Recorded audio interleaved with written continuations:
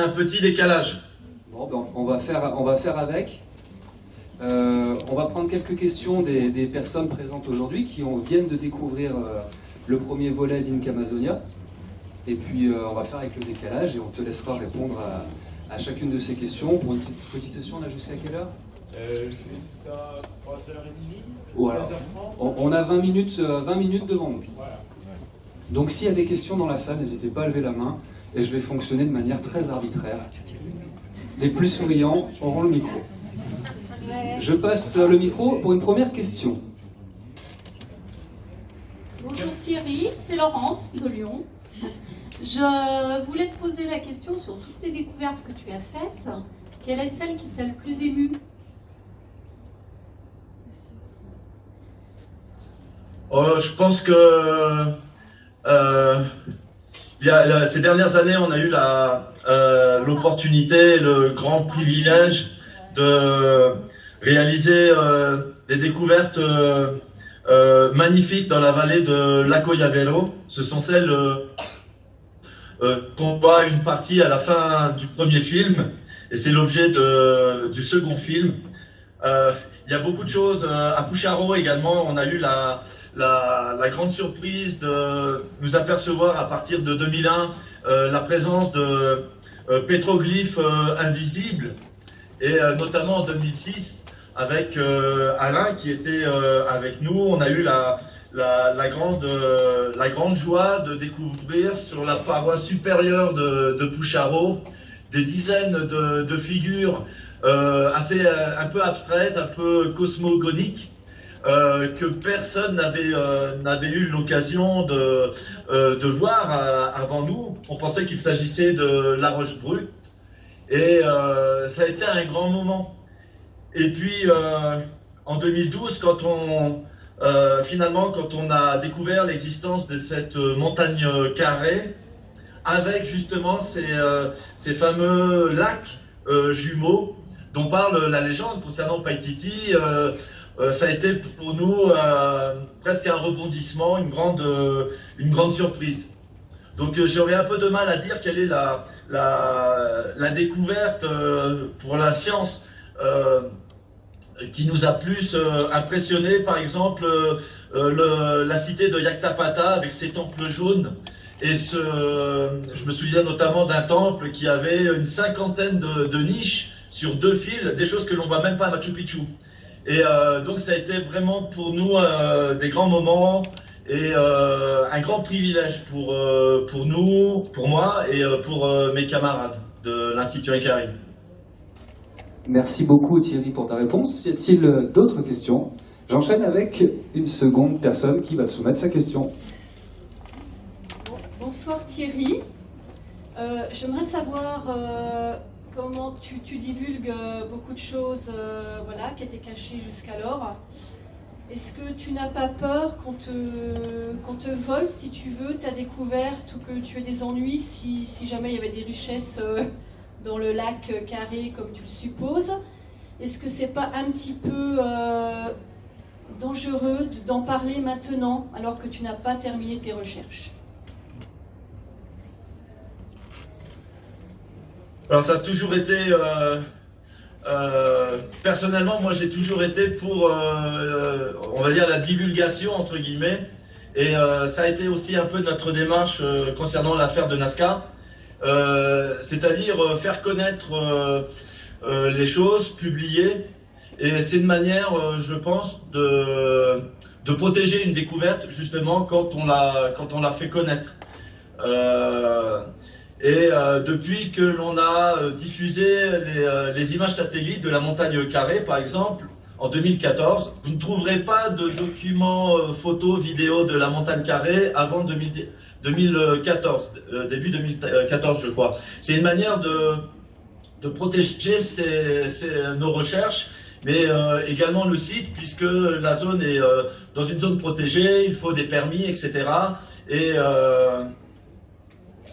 Et voilà quoi. En ce qui concerne la montagne carrée, comme je l'ai dit, on l'a découverte en 2012 grâce à des images satellites de Airbus. après 5 tentatives dans cette région.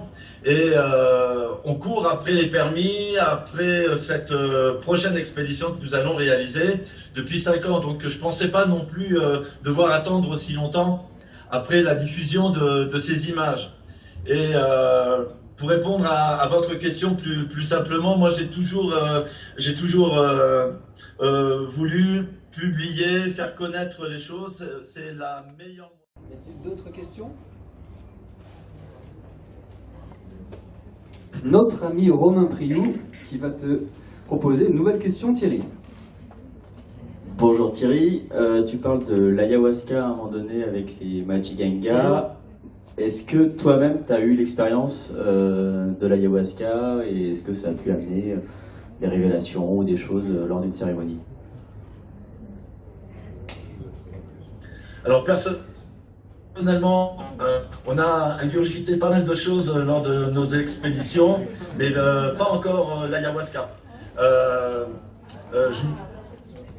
Alain, Tout de suite, quand on parle d'ayahuasca, forcément, il y a coupure. Non.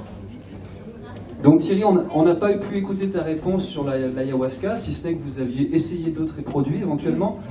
Donc je te laisse réitérer ta réponse à la question de Romain Priou.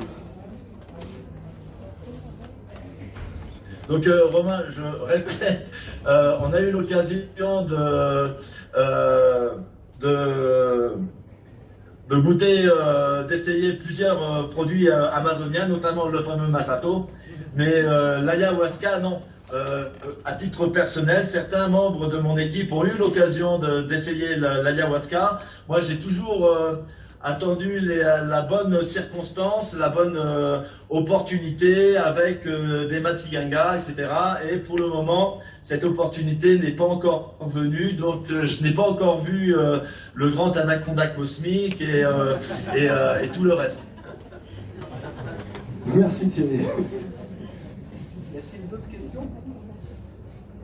Je passe le micro à une nouvelle personne, Thierry.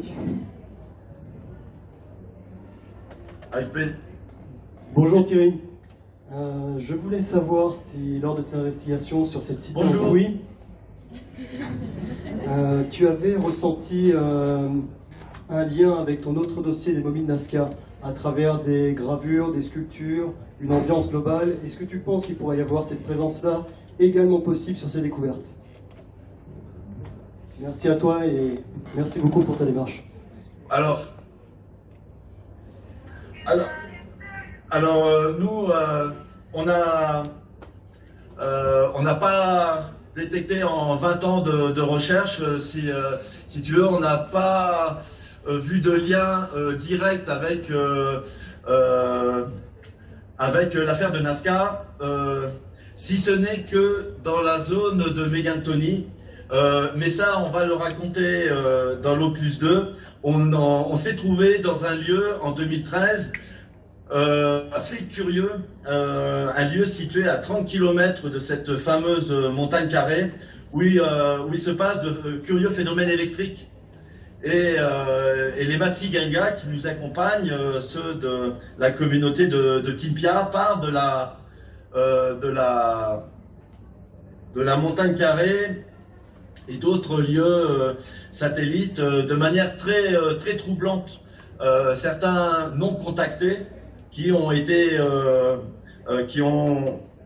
des contacts dans les années 90, à la fin des années 90, décrivaient cette montagne. Alors on a compris maintenant qu'il s'agissait de la montagne carrée parce qu'ils évoquaient les lacs en forme de 8 qui semblent correspondre au fameux lac jumeau comme une zone enchantée.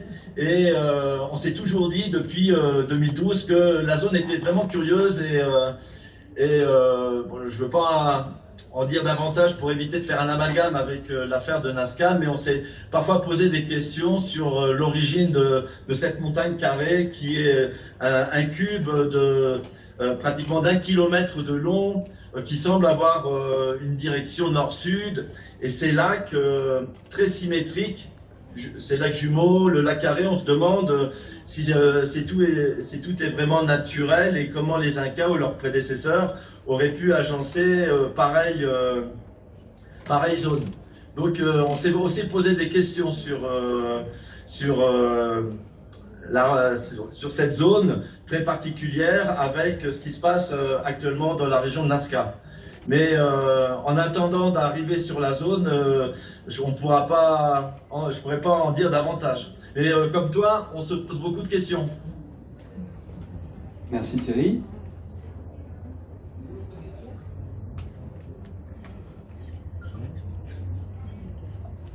Je prends une nouvelle question. Bonjour Thierry. Quelles sont les dernières nouvelles des momies de Nazca, justement? Oui.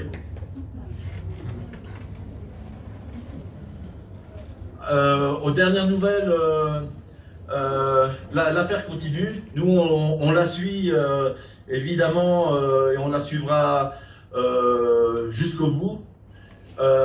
Il y a une institution au Pérou qui est chargée de les étudier. Et j'imagine que dans quelques semaines, dans quelques mois, cette institution fera une déclaration concernant les momies. Nous, si vous voulez, on a, avec la conférence que l'on a donnée le 18 novembre dernier au Congrès de la République du Pérou, avec le congressiste Armando Villanueva, on a un peu le sentiment d'avoir rempli la mission. Ce que l'on cherchait depuis 2016, c'était de savoir si l'affaire était authentique ou s'il s'agissait d'un gros fake, comme certains le prétendent, et de faire connaître l'affaire pour éviter que personne ne puisse la cacher.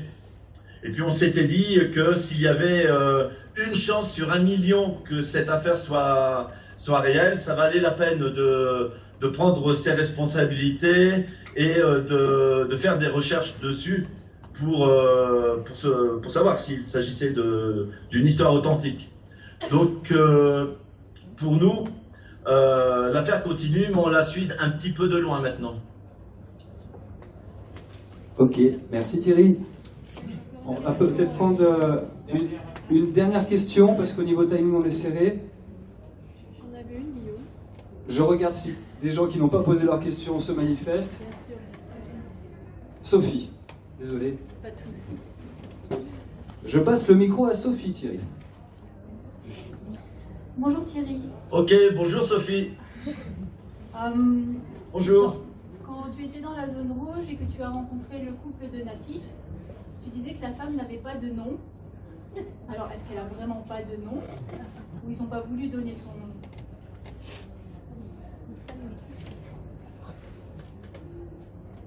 J'ai pas entendu ta question, je suis désolé. Je parle plus près.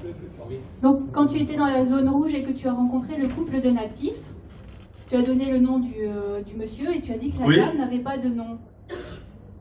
Ça, je trouve ça très étonnant de ne pas avoir de nom. Donc, est-ce que c'est dans la culture ou il ne voulait pas donner le nom de sa femme? Ah ben ça, malheureusement, l'univers amazonien est parfois un peu machiste.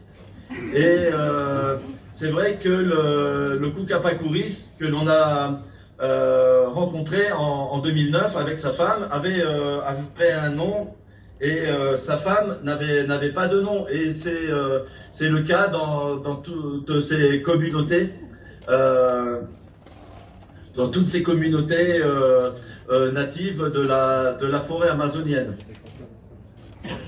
Alors, certains ont pu peut-être se demander pourquoi le Kukapakuris avait un pull noir. C'est parce que la veille, en fait, la veille que nous le rencontrions, certains militaires qui nous accompagnaient avaient déjà eu un contact avec lui et un policier lui avait donné son pull. Et ça nous a valu d'ailleurs dans les semaines et les mois qui ont suivi beaucoup de problèmes avec les autorités du parc national du Manu parce qu'on n'avait pas le droit de leur donner ce genre d'objet pour ne pas influencer leur culture amazonienne. Thierry, je vais ajouter quelque chose à ta réponse. Oui. Vous parliez du prénom de Madame Matsigenga. Je ne sais pas si vous avez remarqué, Thierry remet à l'homme la marmite. J'ai coupé la suite de la séquence, parce que la marmite, il la donne à sa femme. Direct. Oui. Bon, Thierry, on va terminer la séance, donc on se donne rendez-vous demain après-midi, même endroit, même heure. Ok, bah avec plaisir. Voilà. C'est un...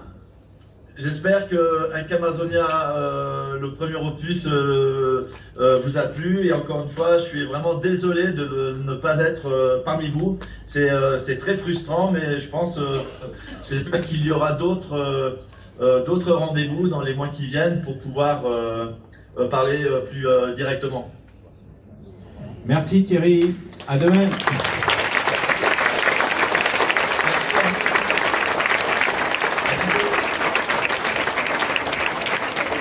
De mon côté, je voudrais aussi remercier Nurea TV, Guillaume, Nora, qui nous ont aidés à organiser cette visioconférence avec Thierry. Nous avons aussi un autre partenaire pour le film Incamazonia, c'est la revue Icaris. Ludo n'est pas là cette année, mais il vous salue tous. Et nous saluons Ludo, et si vous ne connaissez pas encore la revue Icaris, disponible dans tous les bons kiosques. Oui, et sur le stand Jungle Dog. En plus. Sur le salon. Voilà. Je vous souhaite une bonne après-midi, un beau salon. Et